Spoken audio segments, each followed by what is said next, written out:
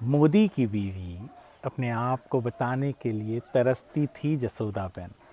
तो मैंने जसोदाबेन से ही पूछ लिया कि क्यों नहीं बताती। फट से गुजराती में उन्होंने जवाब दिया था मुझे कि कोने केवा जाऊं, किसको किसको बताऊं या किसे बताऊं। नमस्कार, मैं हूं वरुण सिंह और मैं पिछले 16 से 17 साल से पत्रकारिता कर रहा हूं। एक पत्रकार के नाते अपने ज़िंदगी में मैंने हज़ारों कहानियाँ लिखी होंगी और उन्हीं में से एक कहानी जो बहुत चर्चित थी, जिसे केवल देश में ही नहीं बल्कि विदेश में भी जिसके बारे में लोगों ने बात की थी, वो मेरी कहानी थी जब मैंने जसोदाबेन मोदी यानी भारत के प्रधानमंत्री नरेंद्र मोदी के पत्नी का पहला इंटरव्यू किया था। मुझे आज भी याद है कि नवंबर का महीना था, सन था 2014। कुछ 6 महीने पहले नरेंद्र मोदी प्रधानमंत्री बने थे और मुझे कहीं से पता चला कि जसोदाबेन मोदी मुंबई के नज़दीक मीरा रोड में हैं। मेरी सहयोगी प्रीति कुमार ठाकुर उस वक्त जो गुजराती मिड डे में काम किया करती थी, दरअसल उन्हें ये ज्ञात था कि जसोदाबेन कहाँ हैं और किसके साथ हैं। प्रीति के सहारे प्रीति से बात करके मैंने प्रीति से कहा कि क्या जसोदाबेन का इंटरव्यू किया जा सकता है। प्रीति ने कहा कि कोशिश करते हैं और हम वहाँ, शाम हो रही थी मुंबई में और हम निकल गए। मीरा रोड में जहाँ जसोदाबेन रुकी हुई थी, नीचे पुलिस वाले थे। सीढ़ियाँ चढ़ते हुए जब मैं उस घर की तरफ बढ़ रहा था तब मैंने उम्मीद की थी कि मुझे एक ऐसी महिला मिलेगी जिसके मन में बहुत कड़वाहट होगी ज़िंदगी को लेकर और प्रधानमंत्री मोदी को लेकर। दरवाज़ा खुला तो देखा कि एक मुस्कुराती हुई महिला, हाथों में चूड़ियाँ पहने, गले में मंगलसूत्र, माथे पे टीका लगाए बैठी थी। जसोदाबेन उनका नाम था। मैंने इजाज़त मांगी उनसे कि क्या मैं आपका इंटरव्यू कर सकता हूँ। मुझे पहले लगा कि उन्होंने मेरी बात सुनी नहीं क्योंकि जवाब नहीं आया। तब मुझे पता चला कि वो ऊंचा सुनती हैं। इसके पीछे का भी कारण है उनके ऊंचा सुनने का। ऊंचा सुनने का कारण ये कि 40 वर्षों तक वो एक प्राइमरी स्कूल में पढ़ाती रहीं और प्राइमरी स्कूल में पढ़ाते हुए कई बार उन्हें चिल्लाना पड़ता था, बच्चे शोर करते थे। एक एक साथ कई बार उन्होंने 79-90 बच्चों को भी पढ़ाया है। मैंने उनसे पूछा कि इंटरव्यू दें, तो मेरी सहयोगी जो मेरे साथ थी उन्होंने उनसे गुजराती में बात की और उन्होंने हाँ कह दिया।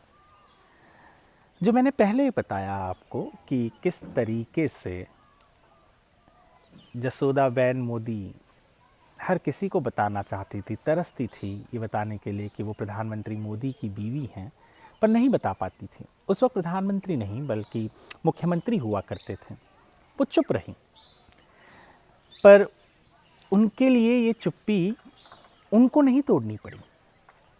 2014 में जब प्रधानमंत्री नरेंद्र मोदी वडोदरा से चुनाव लड़ रहे थे, अपने नामांकन में जो उन्होंने एफिडेविट दिया था, उस एफिडेविट में पत्नी के आगे वाले कॉलम में उन्होंने जब जसोदाबेन मोदी का नाम लिखा, जसोदाबेन ने मुझसे कहा कि जिस वक्त उन्हें ये खबर मिली कि मोदी ने उनका नाम लिखा है पत्नी के रूप में, वो भी इलेक्शन कमीशन को दिए हुए एफिडेविट में, वो कहते हैं कि वो इतनी खुश हो गई कि उनके आँखों से आंसू अपने आप छलक गए। जसोदाबेन मोदी और नरेंद्र दामोदर दास मोदी का ब्याह 1968 में हुआ था। कुछ 3 साल तक जसोदाबेन उसी घर में थी जहां उनका ब्याह हुआ। 3 साल बाद वो अपने पिता के घर लौट गई और वहां पर वो एक शिक्षक के रूप में पढ़ाने लगी। मैंने उनसे हर वो सवाल पूछा जो एक केवल पत्रकार ही नहीं बल्कि एक आम नागरिक के मन में जो सवाल थे कि कैसी ज़िंदगी जीती हैं, क्या उन्हें मन नहीं करता कि मोदी जी के पास जाएं। उन्होंने मुझसे कहा कि अगर आदर और सम्मान के सहित मोदी जी उन्हें बुलाएंगे तो वो ज़रूर जाएंगी। आपको मैं बता दूं कि जब नरेंद्र मोदी ने जसोदाबेन का नाम एफिडेविट में लिखा तो जसोदाबेन का कहना था कि उनको बहुत सारे जो सपने हैं उनके वो साक्षात्कार मतलब सही होते हुए नज़र आए। उन्हें ऐसा लगा और उन्होंने ये कहा मुझसे, गुजराती में कहा कि મનમાં 101% लागनी छे। यानी मोदी के मन में जसोदाबेन के लिए भावनाएं हैं और इसके लिए इसी कारण से नरेंद्र दामोदर दास मोदी ने उनका नाम उस एफिडेविट में लिखा। ये जसोदाबेन का मानना था। जसोदाबेन को मैंने ये भी पूछा कि उन्हें दुख नहीं होता, पीड़ा नहीं लगता, कि मतलब कटुता उनके शब्दों में कहीं नहीं थी, न मोदी को लेकर ना अपनी ज़िंदगी को लेकर। मैंने उनसे ये सवाल किया कि उन्हें अफसोस नहीं है, दुख नहीं है क्या उनके शादी जो थी मोदी के साथ वो टिक नहीं पाई। कहती हैं कि मेरी परिस्थिति का दुख मुझे इस कारण नहीं है क्योंकि मोदी मुझे छोड़कर देश सेवा के लिए ही तो गए। जी हाँ, इस बात को लेकर भी उनके मन में ये एक इच्छा जो थी ये उन्होंने व्यक्त किया। इतना ही नहीं, आपको मैं बता दूं एक बहुत महत्वपूर्ण चीज़ भी थी। 2014 में जब नरेंद्र मोदी ने एफिडेविट में उनका नाम लिखा तो बहुत सारे अफवाहें ये फैल रही थी कि मोदी ने या बीजेपी ने उन्हें कहीं छिपा दिया है। मैंने उनसे ये बात भी पूछी थी तो उन्होंने कहा कि कोई किसी ने उन्हें छिपाया नहीं था, बल्कि वो तीर्थ पे गई थी, गंगा सागर यहाँ सब घूम रही थी और वो भी मोदी के लिए। उनके मन में मोदी को लेकर आज भी वही भावना है जो आज से 40-45 वर्ष पूर्व थी।